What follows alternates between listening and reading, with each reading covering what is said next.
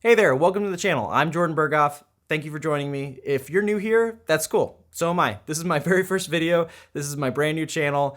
So if you like what you're seeing here, please subscribe so you can see what's coming up in the future, and give me some love by hitting that like button and share this with your friends and family so they can get to know who I am also. I'm really excited about this channel. I'm stoked to be able to kind of get some of my creativity out there and share it with a greater audience. That's what this whole channel is all about. So I appreciate you being here. Please stay tuned for some really cool videos in the future. But today I want to talk about something that is pretty exciting. In early 2020, my wife gave me the go-ahead to find us a new car to replace our family vehicle, which was a 2006 Toyota Highlander. It was a great car and we loved it, but it was on its last leg, so we needed to do a lot of repairs. And since it was a salvage vehicle due to hail damage, we didn't really want to put a whole lot of money into it because it wasn't worth very much. So we decided to go and find something new. This is our 2016 Tesla Model X 90D.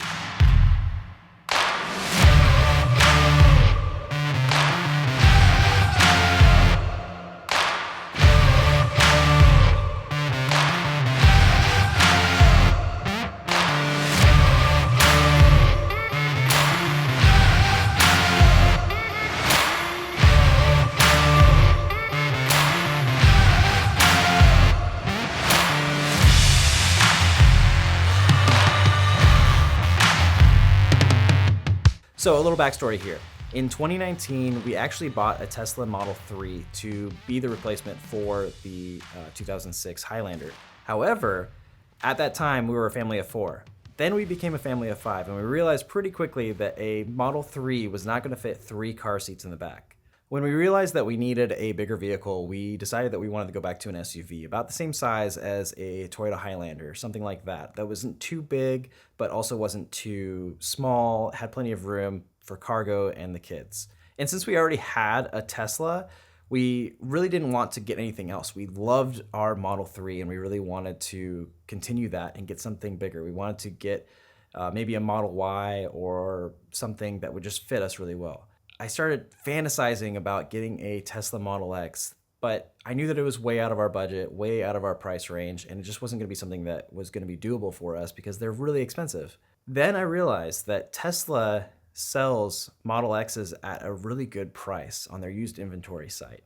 And I realized that if priced right, a used Tesla Model X could actually beat out just about any gas-powered car out there. I'll get into the data in a little bit, but let me explain what the car is, what features it has, and why it works so well for our family. It's a 2016 Tesla Model X 90D, which means it has dual motor all-wheel drive and a 90 kilowatt hour battery capable of providing about 250 miles of range at a full charge. We bought it directly from Tesla with free supercharging for life and full self-driving for $60,300 with about 80,000 miles on the odometer. $60,000, that's a ton of money. Am I crazy? Maybe, but just hear me out. Our Model X, which my wife named the Pearl because it's shiny and her middle name's Pearl, so why not, cost about $115,000 when brand new.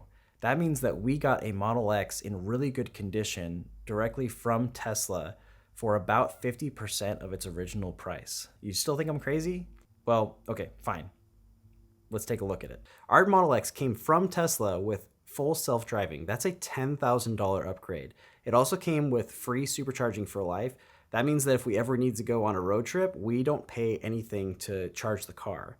Now on the outside, this Model X is no different from any other Model X on the road. It has a really nice silver metallic paint job, which has since been phased out of production, and 22-inch black Onyx wheels. These wheels were a $5,500 upgrade from Tesla if you were to order this car brand new. The reason I got this Model X for such a good deal is because Tesla was actually using it as a loaner at one of their service centers. If you take your car in to go get work done, Tesla will give you a loaner if it's going to be more than 24 hours before they're finished with your car. This car came with the Premium Upgrades package, which includes a lot of the features that you'll see on newer Model X's, including the HEPA filter, bioweapon defense mode, self-opening and closing front doors, cold weather package, just to name a few of my favorites. The only thing this car was lacking in 2016 that newer Model X's have today was the ability to stream video via Netflix and Hulu and YouTube, and to play more graphically intensive video games on the dash. Now, that came later when Tesla upgraded their media control unit, or MCU, to version 2, which gave it a lot more power and a lot more speed. Our Model X actually has MCU version 2 because thankfully Tesla is really good at upgrading their vehicles over time. Currently, if you want to upgrade your MCU to MCU version 2 to get all those really cool new features, Tesla will sell it to you for $1,500. I think it's absolutely worth it, but if you don't need some of those newer features and you don't mind a slightly slower but still better experience than most cars out there, then you don't really need to get it. Since I talked about computers, I probably should bring up autopilot. Our car came with autopilot and full self-driving. It's important to distinguish between the two if we're talking about full self-driving. In September 2014, Tesla started shipping its cars with autopilot hardware version 1. This had a forward-facing camera and a bunch of sensors around the car that allowed it to keep its lane on the freeway and also adapt its speed to the car in front of it. It works great, but it also has limitations. So in October 2016, Tesla started shipping all of its cars with autopilot hardware version 2. This gave it 7 more cameras around the car, giving a 360 view, a new sensor system, and an upgraded computer. This gave Tesla's new safety features and moved them one step closer to full autonomy. They even started selling a lot of their cars with the promise of full self-driving, saying that they will upgrade the cars via a over-the-air update in the future. However, Tesla soon realized that the computer that they had been putting in their cars wasn't really capable of handling all of the processing requirements that a full self-driving car would need. So in March 2019, Tesla unveiled their new full self-driving computer, which they had been putting in all of their cars. That's a lot of information, but the important thing to understand here is that any car that was built from October 2016 and on is capable of swapping out that version 2 computer for the new full self-driving computer, essentially making it brand new. Knowing all of this, I was really selective when we were choosing our Model X.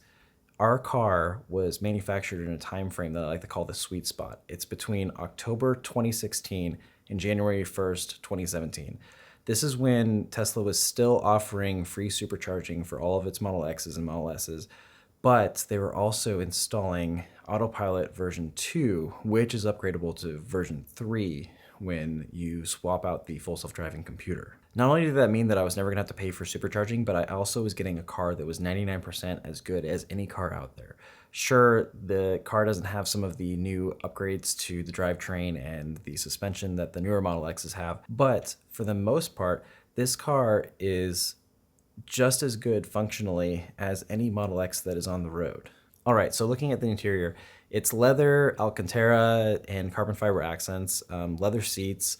The seats are perforated. This is to allow for a cooling function that actually went out of style with the Teslas once they started changing up the seats. And they've actually reintroduced that with this newest update to the interior that they announced last week. Everything looks and feels premium, and I haven't experienced any fit or finish issues. This car is in really good condition, and for the most part, I attribute that to the premium parts that Tesla uses. I haven't really seen anything that is breaking or that is fading, save one issue. There is a problem with the rubber seal on the roof of the Falcon Wing doors, and what is happening is it's actually turning into like kind of a Play-Doh-y consistency, and you can just take it apart and it just rubs away. I thought that was kind of weird. I asked Tesla about it. They said that it's not covered in the warranty to fix it. I'm going to keep trying to push for that one, but overall, I think that the warranty and the service that they've given me has been great, and I've had no issues with other materials inside the car. While I'm talking about warranties, I should probably bring up the fact that Tesla actually includes an extended vehicle warranty with all of their inventory vehicles. When they sell them to you, they give you an extra warranty. This is great considering this car would have been outside of its normal warranty if I had bought it from a private party. Now, this is in addition to the powertrain warranty that Tesla offers with all of its cars. Warranty extends for 8 years. Depending on the year or model, it can be 8 years, 100,000 miles, 8 years, 150,000 miles, or 8 years unlimited miles. Mine is 8 years unlimited miles, so if anything goes wrong over 8 years, they will fix it. That brings me to the battery.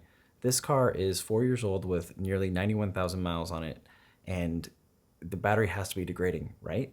Well, yes and no. Every single battery, whether it's in your phone, your computer, or your car, degrades over time with use. But Tesla has done a really good job at maintaining battery health using its battery management system that's built into the car. If you look at real data from Teslas on the road today, you can see an average of about 5% drop in battery capacity in the first year, followed by 2.5% in the following year, or maybe even 1% in the following year after that. At this point, it starts to flatten out. And that's really consistent with what we're seeing with our Model X. Our Model X has lost about 6% of its original capacity, so we're looking at about 240 miles of range at a full charge. And it hasn't gone down in the time that we've had it ever since we bought it back last April. So I'm not really concerned that my Model X is going to have any issues with the battery. I fully expect my battery in this car to last until 500,000 miles or more. And at that point, I might be getting rid of it anyway. So let's address the question from the beginning of this video. How could I justify paying $60,000 for a car? To answer that, let's compare it to a 2016 Toyota Highlander. That would be the vehicle that we probably would have chosen based off of its size and capabilities, and it's very similar to the Model X in functionality. At the time we bought our Model X, we could have expected to pay about $25,000 for a good 2016 Toyota Highlander. That's a lot less than $60,000, right? Well, let's look at the data.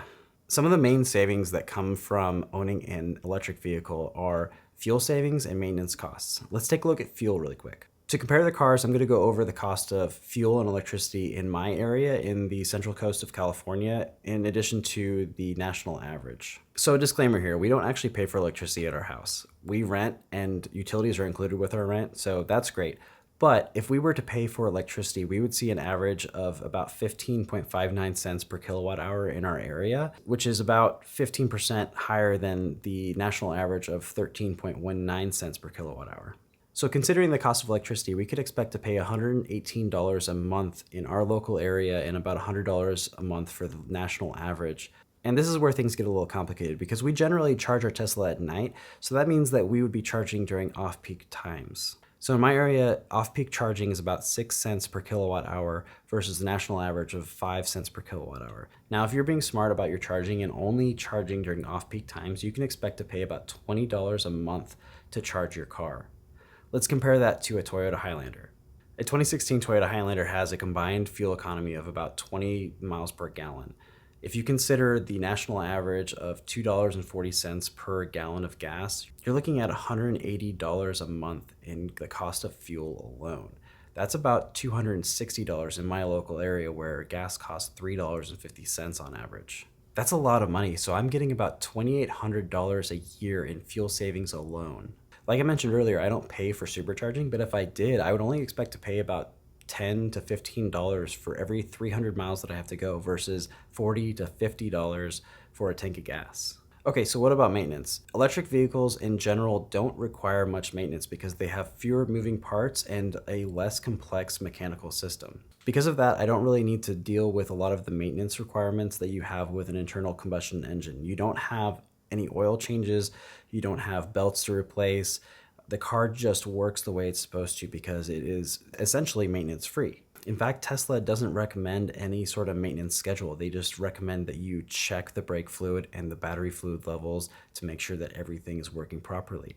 I probably won't even expect to change my brakes in the lifetime of this car because for the most part, I use regenerative braking when I need to do any non-emergency braking. So on average, if I need to change out the cabin air filter or windshield wipers or tires every couple of years, then I can expect to pay only about $200 on average per year for maintenance costs. Compare that to a 2016 Toyota Highlander and you can see that there's a big gap. Edmunds.com estimates that a 2016 Toyota Highlander should cost about $1,300 on average per year to maintain. Compare that to a Tesla Model X and you're saving about $1,100 a year. Add that all together, and over the lifetime of both of these cars, the Tesla Model X with full self-driving and free supercharging for life beats out a 2016 Toyota Highlander by a lot. After 10 years, the Highlander's cost of ownership reaches $70,000 when you factor in fuel and maintenance alone, while the Model X would cost us a little over $65,000 if we had to pay for electricity, which we don't. Oh, and if we wanted to get one without full self-driving, that extra $10,000 upgrade, then we wouldn't have to, and there's even more savings. Okay, you might be thinking, what about taxes and what about insurance? My insurance actually didn't go up owning a car this expensive. I don't know if it has something to do with the fact that Teslas have really good safety ratings, but whatever the insurance company did to factor in their risk, it ended up being the same as our old car. And I'm not really including taxes in my assessment because honestly, it just varies from state to state. You might have really expensive taxes in one state, but another state might have some sort of incentive that helps you out a little bit more. The last thing I should talk about is repairs. If you get in an accident or something happens, something breaks that's outside of warranty, you have to pay that out of pocket. So it might be expensive, right? Well, on average, I would expect it to be somewhere similar to the price of like a Honda or a Toyota repair. They're not Mercedes prices for these parts. I've talked to a lot of owners of Teslas who have had repairs done, and for the most part, they seem to be pretty well priced and they're not really gouging. So there you have it. A Tesla Model X is cheaper to own than a 2016 Toyota Highlander. You can take my word for it. You would love this car and so would your wallet. If you made it to the end of this video, thank you so much. I really appreciate it. Please don't forget to hit that like button to help that YouTube algorithm know that this is the channel that everybody should be watching. Hit that subscribe button. Don't forget to hit the notification bell so that you don't miss my future videos. They're gonna be great. And if you're looking to buy a Tesla in the near future, please use my referral link down in the description below so that you can get 1,000 free supercharger miles. Thanks again. I'll see you in the next one.